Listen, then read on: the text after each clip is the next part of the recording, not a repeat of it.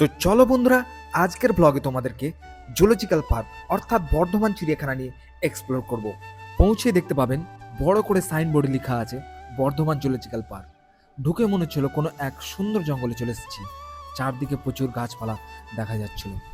কিছুক্ষণ এগিয়ে দেখতে পাবেন ভারতীয় জাতীয় পাখি ময়ূরের সঙ্গে সঙ্গে বিভিন্ন প্রজাতির যেমন এমু পাখি, লুটিনো প্যারিকেট, সিলভার ফিজেন, ককাটেল বিভিন্ন প্রজাতির পাখি দেখা যাচ্ছিল। এখানে বোর্ডে লেখা আছে বার্কিং ডিয়ার বা কাকড় হরিণ। অন্যান্য হরিণের তুলনায় দেখতে অনেক আলাদা, কুকুরের মতো ঘেউ ঘেউ শব্দ করে, তাই এই বার্কিং শব্দটি ইউজ করা হয়েছে। এটি দেখতে ছোট লালচে বাদামি রঙের, অনেক লাজুক প্রকৃতির হয়। দক্ষিণ পূর্ব এশিয়ায় এরকম হরিণ দেখা যায়।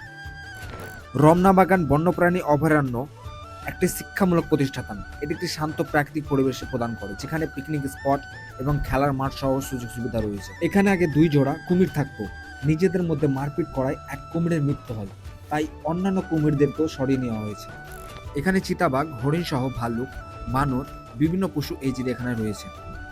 এই সাইডে কিন্তু চিতাবাঘ রয়েছে।